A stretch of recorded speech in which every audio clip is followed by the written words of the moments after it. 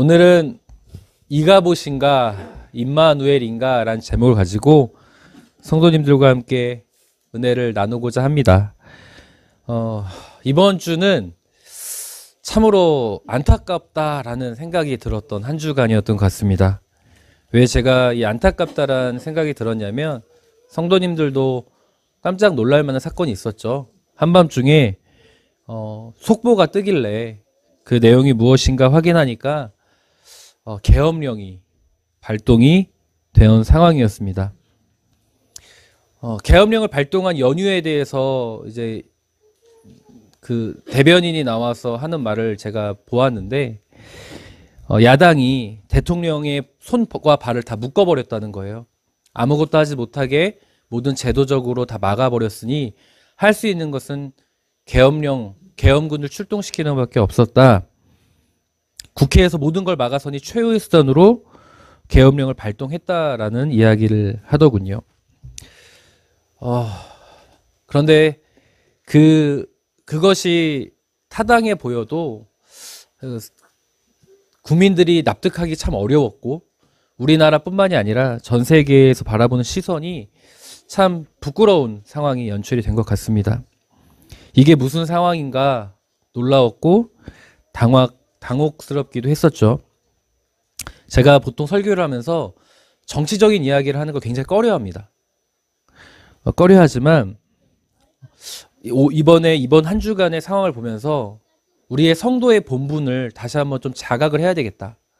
성도의 본분은 제가 말씀 노트 맨 하단에 기록해 놓은 것처럼 나라를 위해 기도하는 것임을 꼭 기억하시고 이럴 때일수록 우리가 나라를 위해서 민족을 위해서 기도해야겠다 생각 때문에 이 말씀을 나누게 되었습니다. 한 나라의 지도자가 했던 이 선택이 국민들을 불안하게 하는 선택이었는데요. 성도님들 이럴 때일수록 하나님의 자녀들은 어떻게 해야 될까요? 기도도 해야 되지만 뭐 분노해야 됩니까? 여기에 저는 어떤 분은 보수적인 정치적 신념이 있는 분이 있어서 지금의 대통령을 지지하는 분이 계실 거고 이 자리에 진보적인 정치적 신념이 있어서 이것에 대해 분노하는 분들도 있을 줄 압니다. 제가 말하는 건 어느 한편에 서서 정치적인 신념을 논하는 것이 절대 아니고요. 우리 하나님의 자녀들이 이런 상황, 국가적인 위기 상황이 왔을 때 어떻게 해야 되는가를 좀 말씀드리고 싶었어요.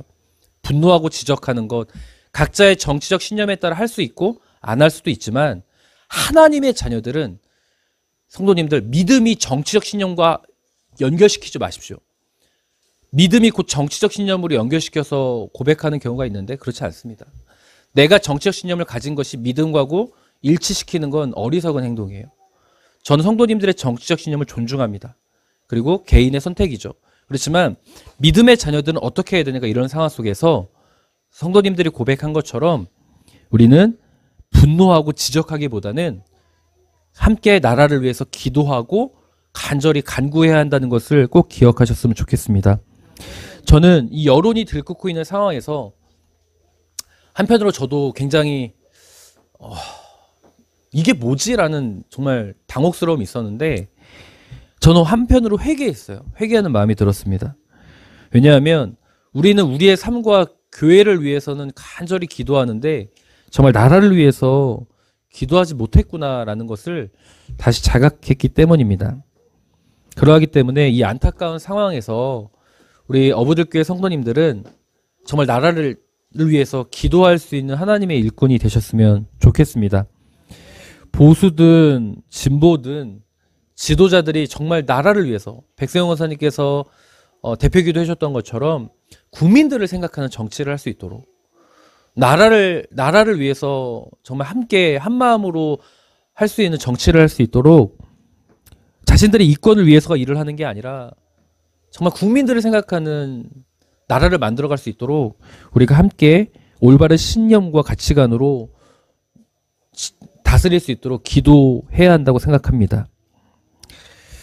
우리나라는요, 역사적으로 하나님이 함께 계심을 사실 늘 보고 있습니다. 미지의 땅 조선에 수많은 선교사들이 와서 순교하지 않았습니까? 순교함으로 이 대한민국을 기독교 국가처럼 복음화를 시켰고요. 단순히 그냥 믿어라만 했습니까? 병들고 가난하고 소외된 이 조선의 국민들에게 선진교육을 전파하였고 의료 또 기술 이런 거 전파하면서 정말 기독교가 나라를 위해서 일어나는 것이 무엇인지를 역사적으로 보여준 사례가 있습니다. 6.25 전쟁 때요, 성도님들 구국기도회라고 해서 부산으로 이제 부산만 함락되면, 낙동강 정선이 함락되면 우리나라가 모든 것이 공산화되는 이 상황 속에서 그 낙동강 전선을 앞에 두고 온 마음과 온 힘을 다하여 나라를 위해서 구국기도를 했던 것이 우리 기독교입니다. 그래서 어떻게 했습니까? 그 위기 가운데 하나님의 도우심으로 우리가 회복되었던 역사적인 사례도 존재하죠. 사랑하는 성도님들, 우리나라는 이미 보았습니다. 수많은 어려움 속에서 기도할 때 하나님이 함께 하셨고 하나님이 도우셨음을 보았습니다. 믿으십니까? 아멘. 이걸 믿으신다면 지금 이 나라의 위기 속에서 우리가 무엇을 해야 되는지를 다시 한 번 더 자각할 수 있는 은혜가 있었으면 좋겠습니다. 아멘. 우리는요, 기도해야 됩니다. 아멘. 나라를 위해서 기도하고 나라를 위해서 같이 중보해야 될 줄 믿습니다. 아멘. 그래서 오늘은 사무엘 4장의 말씀을 통하여 내 삶이나 내가 속한 곳에서 정말 황망한 마음이 들 때 우리가 무엇을 붙잡고 나아가야 되는지에 대한 은혜를 성도님과 함께 나누고자 합니다.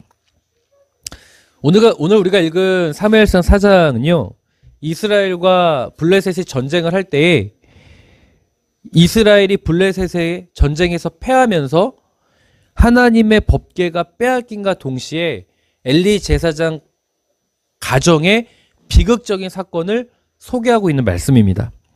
그 비극의 시작이란 건 방금 말씀드린 것처럼 전쟁에서 패했고 하나님의 법궤가, 하나님의 언약궤가 빼앗긴 사건입니다. 자, 그런데 이 상황에서 엘리 제사장의 두 아들 홈니와 비느하스가 전쟁에서 죽습니다. 이 소식을 아버지인 엘리 제사장이 들었고 의자에 앉아 있다가 충격을 받아서 꼬꾸라지는데 목이 부러져 죽습니다. 정말 비극적인 사건이 소개되고 있는 거죠. 때마침 그의 아들 비느하스, 그러니까 엘리 제사장의 며느리가, 비느하스의 며느리가 또 출산을 하는 상황까지 이르게 되죠. 그때 그 며느리가 뭐라고 고백하냐면 사무엘상 4장 21절 함께 읽겠습니다. 시작.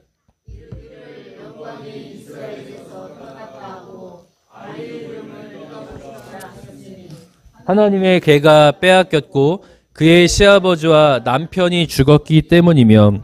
아멘. 하나님의 언약궤를 빼앗기고 시아버지인 엘리 제사장이 죽고 남편 비느하스가 죽었다는 소식으로 충격을 받아요. 자, 그러면서 출산을 하는데 사람들한테 뭐라고 합니까? 하나님의 영광이 이스라엘에서 떠났다. 아이 이름을 이가봇이라 짓겠다. 이가봇은 무슨 뜻이래요? 하나님의 영광이 떠났다는 뜻이라는 거예요. 그 이유는 나와 있잖아요. 하나님의 언약궤가 빼앗겼고 시아버지와 남편이 죽었기 때문이다 라고 말을 합니다. 질문해 볼게요. 성도님들, 비느하스의 아내 엘리 제사장의 며느리의 말이 맞습니까? 틀립니까? 자, 맞습니까? 틀립니까? 맞아요? 틀리다고 생각하시는 분 없나요? 틀린 것 같아요. 제가 이유를 물어보면 당황스러우시겠죠?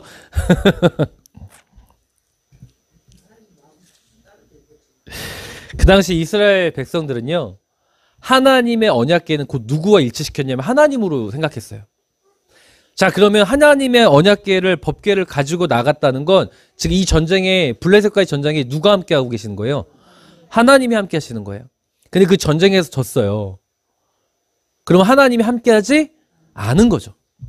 그런 상황이에요. 다시 한번 질문해 볼게요.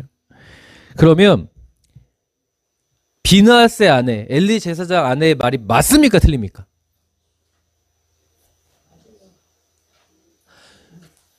왜 이렇게 자신이 없으십니까? 조수 집사님은 자신이 있으시네요. 맞아요, 틀려요. 만약에 우리가 이 비느하스의 아내였다면 성도님들 뭐라고 고백하시겠습니까? 이가봇이라고 외치시겠습니까? 하나님이 살아계시지 않다. 하나님이 우리를 버리셨다. 하나님의 영광이 떠난 것 같다. 이가봇, 이걸 외치시겠습니까?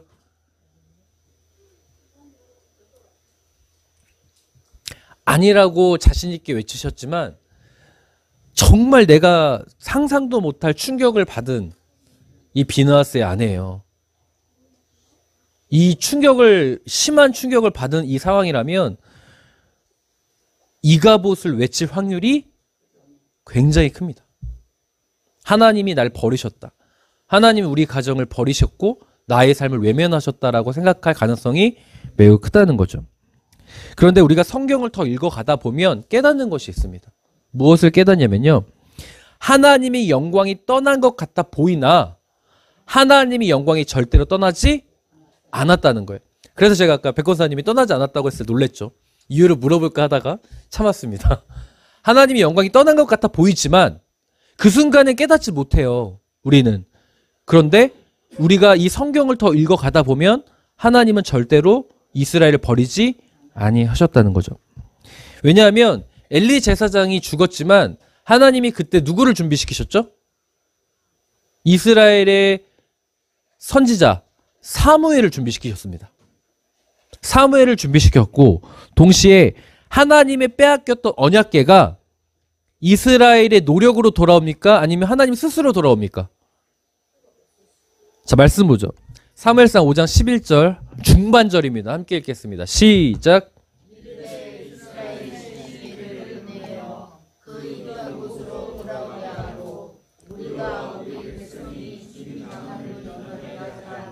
아멘. 블레셋 사람들이 이 하나님의 궤를 빼앗은 다음에 아스돗에 있는 다곤 신전, 자기들이 섬기는 다곤 신전에 그 궤를 넣어놓습니다. 그런데 무슨 연유가 됐던지 다음날 갔더니 그 다곤신의 그 우상이 있을 거 아니에요. 그게 땅바닥에 떨어져 있고 하나님의 궤 앞에 엎드려 있는 모양인 거예요. 우연이겠지 하고 제자리에 갖다 놓고 다음날 갔더니 또 그러는 거예요. 그리고 막 깨져 있고 다음날 가서 또 그랬더니 또 그러고 뭔가 이상한 거죠. 근데 그 이상함과 동시에 그 불안함은 금세 찾아온다고 갑자기 그 아스돗 지역에 악성 종기가 퍼지기 시작합니다.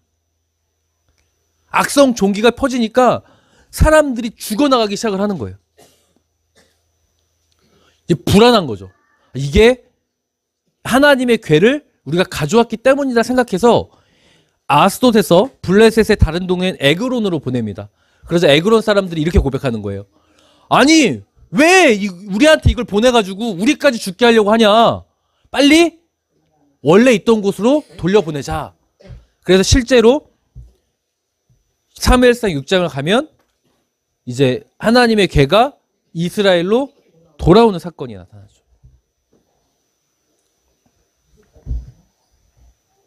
자, 여기에 이스라엘이 어떤 노력이 있습니까? 없습니까? 없어요. 하나님이 스스로 돌아오신 사건이에요. 그렇기 때문에 우리가 성경을 조금 더 읽어가다 보면 하나님은 엘리 제사장 이외에 사무엘을 준비시키심과 동시에 그리고 하나님의 궤가 빼앗긴 것이 아니라 오히려 그들을 심판하고 돌아오신 사건을 확인할 수가 있다는 거죠. 하나님의 영광이 떠난 것이 아니라 그 순간은 우리가 떠난 것 같아 보이지만 하나님의 영광이 절대로 떠나지 아니하였다는 것을 우리가 깨달을 수 있다는 겁니다. 그런데 비느하스의 아내 엘리 제사장의 며느리는 이것을 깨달았을까요? 못 깨달았을까요? 자, 보세요. 사무엘상 4장에 이 고백을 하잖아요. 이후에 일에 대해서는 어떻게 될 거라고 생각하지 못해요. 그 순간 그 막막함과 절망스러움 때문에 하나님의 일하심을 보지 못해. 깨닫지 못하는 거예요. 우리는 지금 글로 보기 때문에 하나님이 일하시는데 라고 생각할 수 있지만 우리도 그 상황이 되면 하나님이 일하실 거란 기대감이 상실되고 오히려 그 순간 하나님이 나를 버린 것처럼 느껴집니다. 깨닫지를 못해요. 하나님의 영광이 떠나지 않았다는 것을 깨닫지 못합니다. 깨닫기보다는 왜 우리에게 이런 일을 주시는지, 하나님이 살아계시는 것이 맞는 것인지, 하나님의 영광이 떠났다고 이가봇을 외치는 인생이 어쩌면 우리가 될 수도 있다라는 겁니다. 그런데요, 성도님들, 방금 말씀드린 것처럼 그렇게 영광이 떠난 것 같고 허탈하고 분노가 되는 이 상황 속에서 우리는 그럼에도 불구하고 하나님이 함께 하심을 붙잡을 수 있는, 왜냐하면 하나님의 영광이 떠나요, 안 떠나요? 안 떠나요. 하나님의 영광이 떠나지 아니하고 하나님의 보호하심을 믿고 기도하고 간구하는 성도님들이 되셨으면 참으로 좋겠습니다. 그래서 그런 상황에서 이가봇을 외치지 아니하고, 우리가 잘 알고 있죠, 임마누엘을 외쳤던 한 사람을 성도님들에게 소개시켜 드리려고 해요. 그 인물이 누구냐면요, 마리아의 남편 요셉입니다. 예수님께서 동정녀 마리아로 인해요 성령으로 잉태되셔서 이 땅에 오시는데요, 우리가 이때 마리아의 믿음은 되게 높이 평가하지만 이 남편 요셉의 믿음을 굉장히 간과하는 경향성이 있어요. 이 요셉의 입장을 좀 생각해 볼 필요가 있습니다.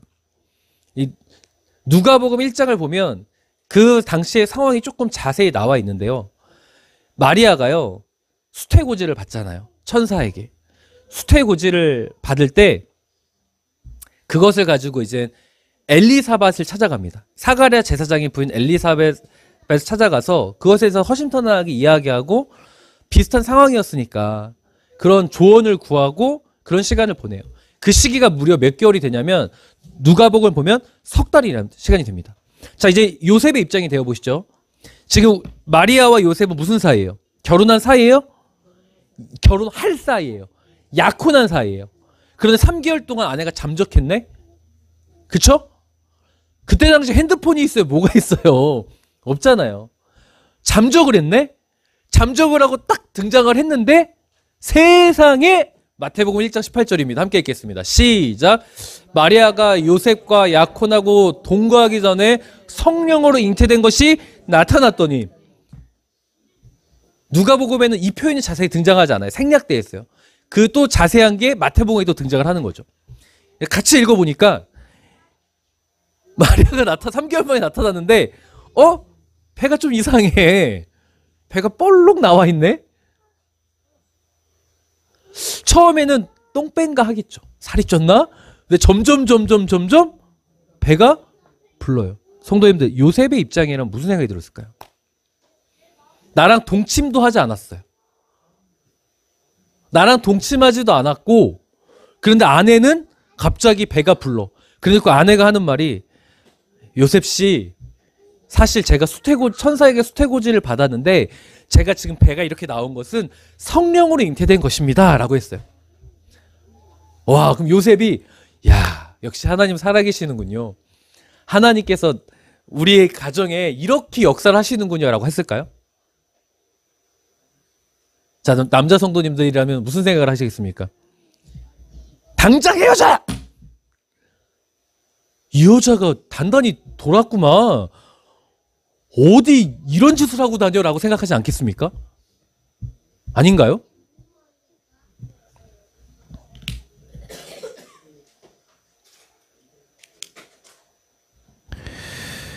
왜 나에게 거짓말을 하나라고 생각하지 않겠습니까? 마리아가 이 수태고지에 받은 사실을 이야기해도 거짓말이라고 생각할 가능성이 매우 큽니다. 어쩌면 엘리 제사장의 며느리처럼 이 상황의 황망함 때문에 하나님이 날 버린 것처럼 이가봇을 외치지 않겠습니까? 그렇지 않나요?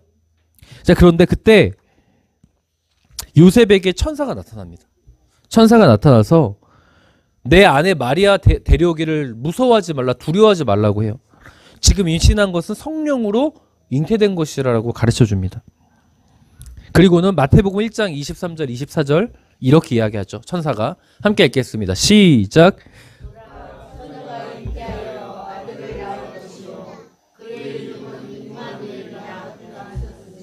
이를 번역한즉 하나님이 우리와 함께 계시다 함이라. 요셉이 잠에서 깨어 일어나 주의 사자의 분부대로 행하여. 굉장히 중요한 말이 나와요.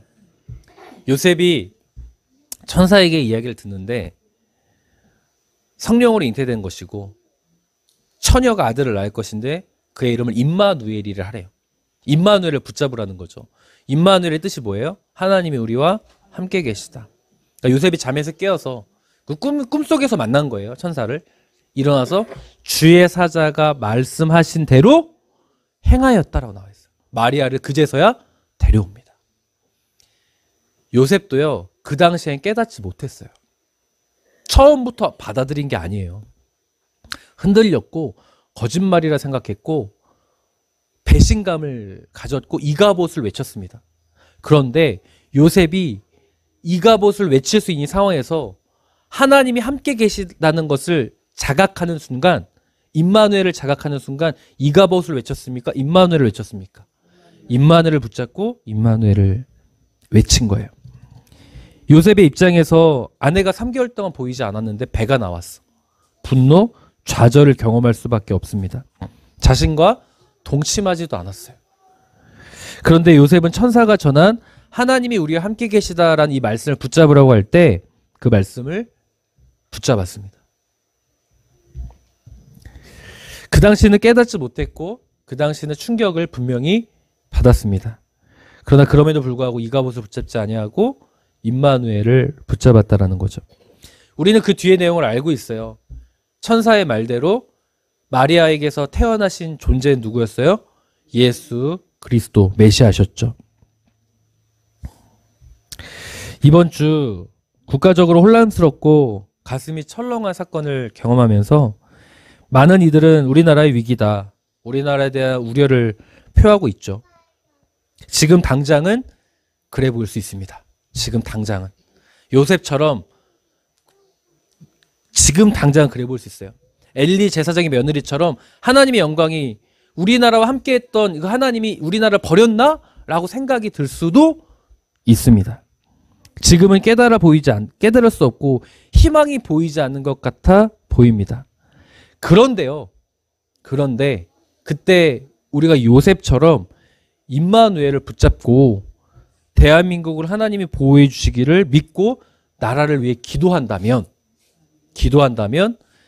우리는 엘리 제사장의 며느리가 되지 않고 요셉처럼 대한민국을 보호하신 하나님의 은혜 가운데 서게 될 줄 믿습니다.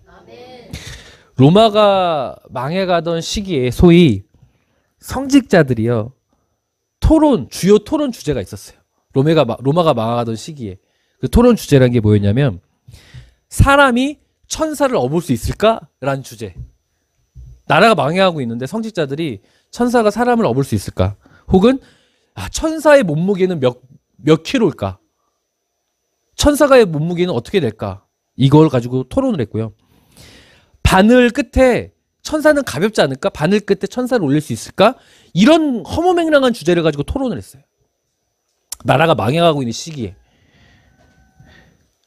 나라의 위기 속에 삶의 의미를 잃어가는 사람이 넘쳐났는데 교회가 나라의 위기, 삶의 의미를 상실한 사람들을 외면하고 쓸데없는 이야기를 하고 있었다고요.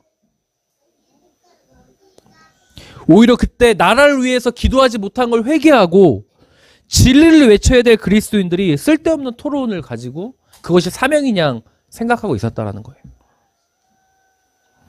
러시아에 공산혁명이 일어나고 민중학살이 벌어질 당시에 러시아 성직자들이 예배 드릴 때 황금색 가운을 입어야 될지 붉은색 가운을 입어야 될지 이거 가지고 싸웠어요. 혁명 이후 벌어진 내전으로 900만 명이 죽었답니다. 러시아에서. 그런데 성직자들이 뭘로 싸웠다고요? 황금색 가운을 입어야 될지 붉은색 가운을 입어야 될지 이거 가지고 토론했다는 거예요.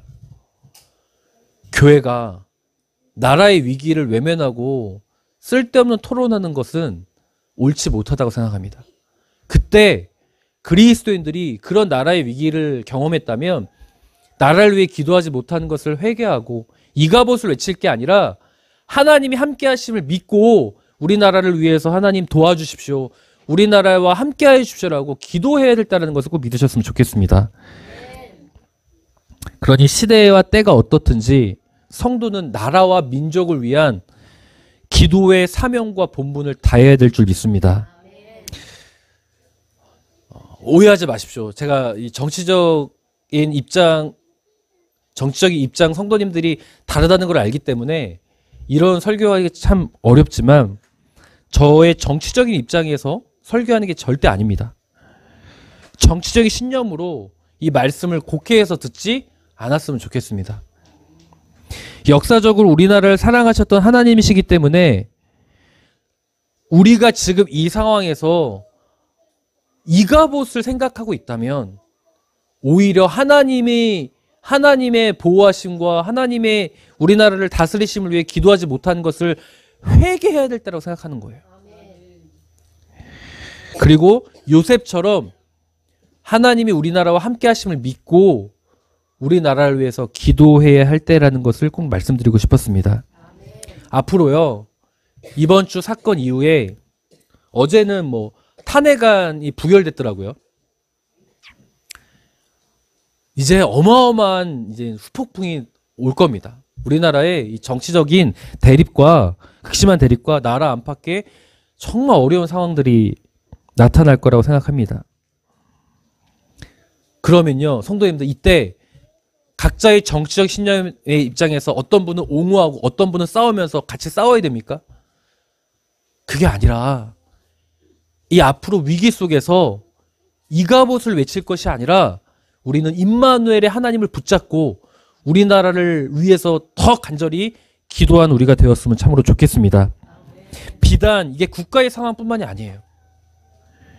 우리 가정이나 교회도 마찬가지입니다. 제가 여쭤봤잖아요. 엘리 제사장의 가문의 비극적인 사건일 때 성도님들이 엘리 제사장의 며느리라면 이가봇을 외치지 않겠냐고. 솔직히 이가봇을 외칠 확률이 높습니다. 그런데 성도님들, 그때 우리가 하나님의 살아계심을 어떻게 이럴 수 있는가, 이가봇을 외치지 말고 임마누엘, 요셉처럼 임마누엘, 우리와 그럼에도 함께 하시는 하나님을 붙잡고 기도하고 나아감으로 말미암아 메시아가 이 땅에 오심을, 메시아가 우리 가정에 오심을, 메시아가 우리 교회에 오심을 누리는 복된 가정과 교회가 되었으면 좋겠습니다. 저는 도전하고 싶은 거예요. 나라의 위기나 가정의 위기나 교회의 위기나 우리가 원하거나 원치 않거나 찾아올 수밖에 없거든요. 그때 이가봇을 외치는 인생이 될 것이냐, 아니면 그럼에도 불구하고 임마누엘을 외치는 인생이 될 것이냐 도전하고 싶었습니다. 저는 요셉처럼 요셉의 심정을 한번 곰곰이 묵상해 보십시오. 아마 미쳤을 겁니다. 미칠 지경으로 답답했을 거예요. 그럼에도 불구하고 임마누엘을 붙잡아서 하나님의 은혜 가운데 섰던 것처럼 극심한 스트레스와 어려움이 있어도 우리와 반드시 함께 하신 하나님을 붙잡을 수 있는 믿음의 용기를 가지고 임마누엘 은혜를 누리시기를 주님의 이름으로 간절히 축원드립니다. 기도하겠습니다.